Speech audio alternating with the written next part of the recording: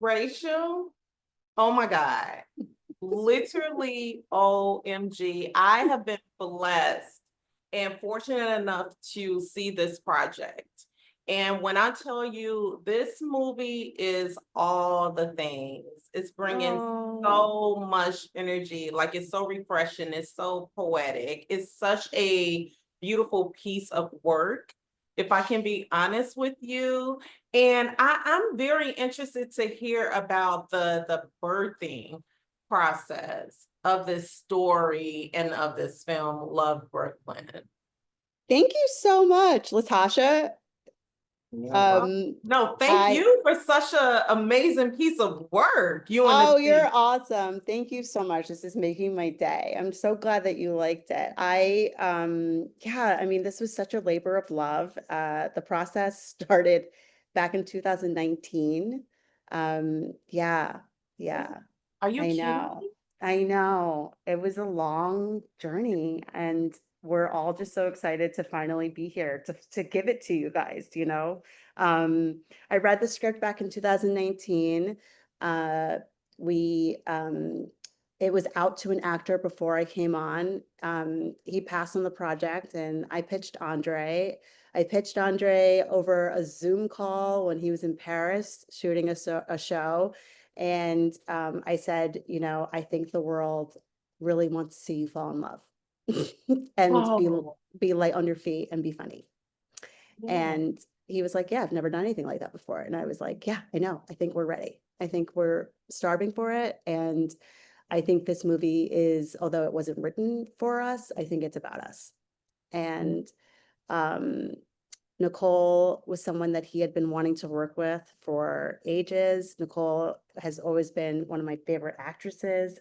And so it was just like, you know, it was like schedules and funding dropping out and Andre, you know, hooking up with Steven, who he had made High Flying Bird with, and the Nick, and Steven Soderbergh coming on and giving us our last bit of financing that we needed to really get on, you know, get on track. And then, you know, the strikes happened, COVID, but and then I got pregnant. Oh, And congratulations. thank you, thank you. So I was 7 months pregnant filming this movie. And but we did it. We did it. And That, I mean, just honestly, Rachel, hearing that you were pregnant throughout the process and the fact that I used birthing, like the I birthing know. of this part. Listen, this conversation and interview is going somewhere. Listen, I had two births. It was, Oh my God. yeah, we shot it in the summer and, you know, I was climbing up that hill at the end. It was crazy. And then I did my director's cut and then I gave birth to my daughter. And then, yeah, yeah.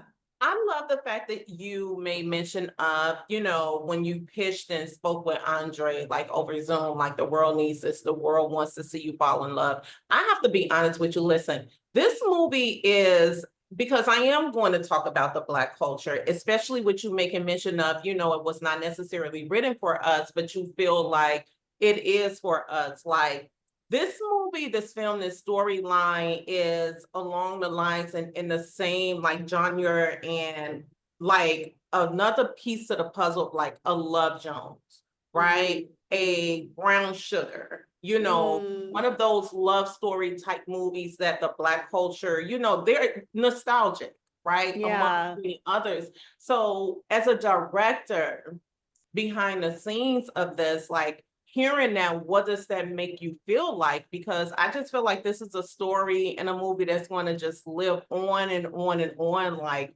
years to come, you Oh, know? that's so nice to hear. I mean, yeah, we were saying Love Jones.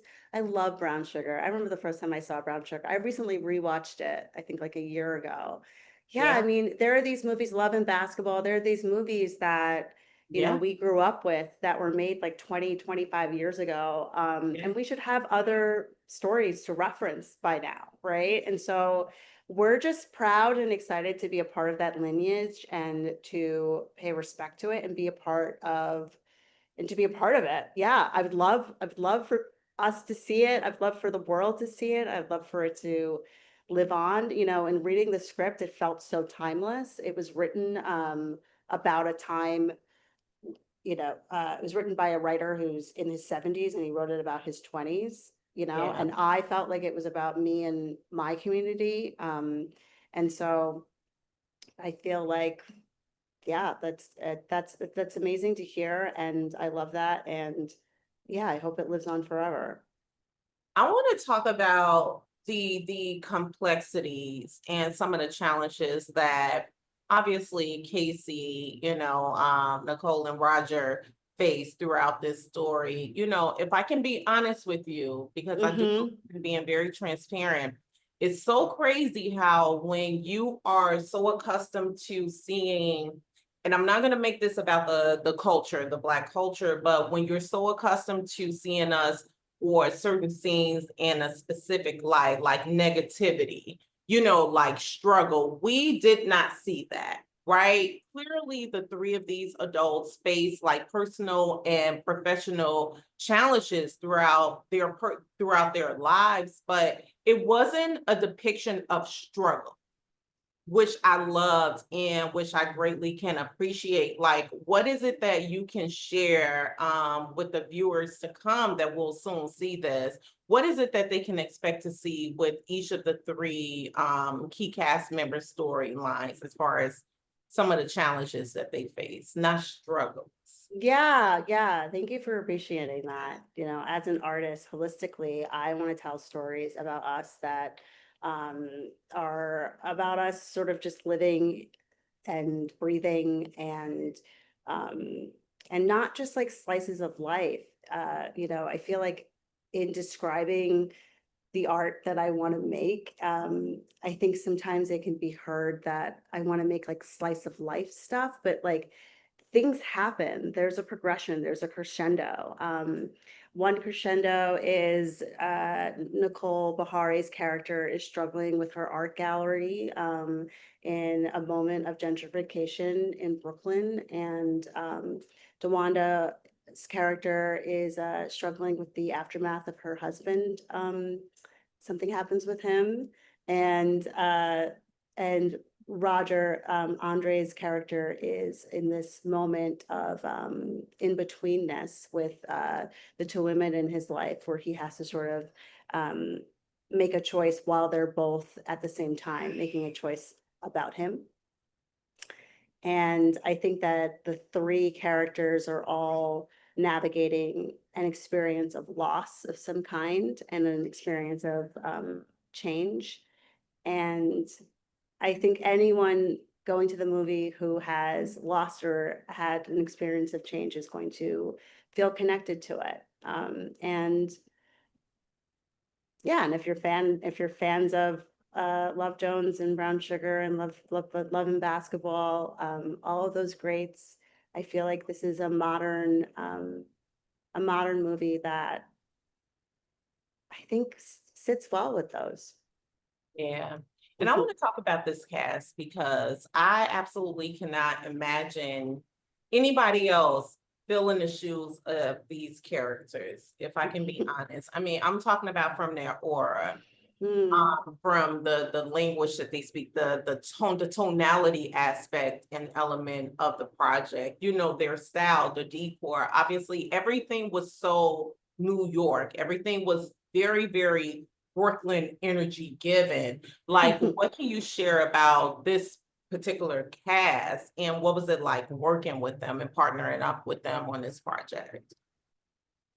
I was just I mean, they're all very different, but I think the Yeah, through line of the three main cast members was that they have theater backgrounds. I yeah, started in playwriting, and so I have a theater background also. And I think that what comes with that is just, you know, a strong emphasis on story. Like, where are we in this scene? You know, we're yeah, shooting out of order because it's a movie. And just being able to have that like shorthand, quick conversation was really helpful.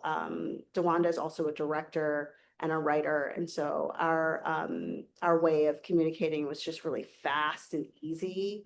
Um, Yeah, it was great. Cadence, who plays Allie, the little girl, was just a remarkable actress, just really great. I mean, she grew a year as the production went down during our, stops and goes. And we thought like, oh no, is she going to still be able to play this like cute little girl? How children age like so quickly. And we did a Zoom call with her, and she was still that cute little tiny Cadence, and but like her mind is that of like a 15-year-old. And I don't mean that she's like overripe. I mean that um she's just she holds her innocence um in her hands, just very like carefully and calmly. And I think that that is because she has a great mother. Her mother was on set every day and just so supportive and kind, and the energy of that family was just really wonderful. I mean, being a first time mom, like I was pregnant and just being like, you know, having to sort of mother a kid actor. She was just that was a perfect journey for me to go on as an artist. And I think like at the end of it all, without me giving away any spoilers, look, I saw your Okay. eyes. It was Mm. very bittersweet. I sat on the edge of my sofa and I'm like, Roger, seriously, like, what are you doing? Like, why are you having this talk? Like, why are you moving this way? Like, do you not see it? It's right in front of your face. So to see Mm. where things kind of closed out at, first of all, was bittersweet, but so beautiful. I feel Mm. like it was like the perfect depiction of like the power of release, Mm. and allowing oneself a fair chance at newness, if that Mm. makes any sense. So, with that being said, Rachel, what is it that you would like for the world once this project comes out? What is it that you would like for them to gain and to really grasp the hold up with this story? I think that what most people will relate to, as a whole, I think that the world seeing this movie, they will relate to the experience of loss and change. And, there's a rebirth that can come from that. But I think it's also very difficult. And my hope in just the visual storytelling that I did as a director with the help of my cinematographer, Martine, is that the world watching this film will leave with the calm and solace that one feels when and after they've been in nature. It was very important to me to highlight the green of Brooklyn and to film it and to film our skin in a way that um, illuminated us and um, would bring calmness to our audience. And so I hope that they walk away with that. I love that you mentioned the, capturing of greenness in Brooklyn because I wanted to ask you about the like background and the on-set experience, like working with the cinematographers and actually the music's like supervisors, because let me tell you something. The music, the playlist is off the chain. Listen, I Uh, don't even know if I can say that, like work professional wise. It is so it meshes so very well with New York, with Brooklyn, with the story, with the characters. Like, just give me a little bit before I let you go about the, experience, music and cinematographer wise on set. so my team is great. I want to work with him forever. He and I worked like for over a year in prep because we had our big shutdown and then we had a restart. And so we were able to create a language together that had a lot to do with light and focusing on that so that the film would look a specific way. I had a strong North Star in that. And he did way beyond what I hoped for. And then our colorist, Roman, with the help of our team, and a week session in the colorist studio really brought it home. In terms of the music, I created a playlist when creating those art decks and the character bios. And our editor, Sean Paper, used a lot of those songs from my playlist as temp music in the original cut. And so Joel West, who was our composer, was able to pull the same energy and tone and instruments and sound and beauty from those temp songs and create new ones. And then you said music supervisor, and I laughed because we definitely did not have one of those. It was our producers. Shout out to Patrick, who literally was scouring the internet and found artists who we reached out to and we're like, hey, we really like your song. Can we use it in our movie? Oh my gosh, I'm forgetting her name right now, but I would really like for you to look it up, or for me to get your info and send it to you, because she's great and she came out to Sundance and she's from Texas, and she's just this indie artist who we were able to buy her songs and have her songs. Is that the artist that's behind Surrounded, the song entitled Surrounded? Yes. Let me tell you something, Rachel. Literally, I swear to you, I have literally been listening to that song every day since I've watched this film. No, are I you literally for the serious? past 2 days, I've been going to sleep Oh my gosh, off wait, that let me song. make sure that that's the that's the rate that I'm I like, think it's the song that like when the credits are rolling, it closes. yes, Yes, it is. yes. Listen, I sent it to all of my friends. I'm like, Oh, I love that. Oh, I I sent love the that so YouTube link. I'm much. like, please listen to this song. It is called Surrounded. Yes. Wait, let me get what. This interview is taking another turn. Yes. Um, Yes. Yes. I'm texting my producer right now because I want to say her name so we can You know be what? in It's this. so fun. Like literally, I'm gonna tell.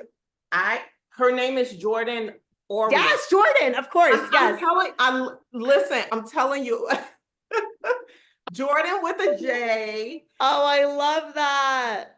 Oh, I love that so much.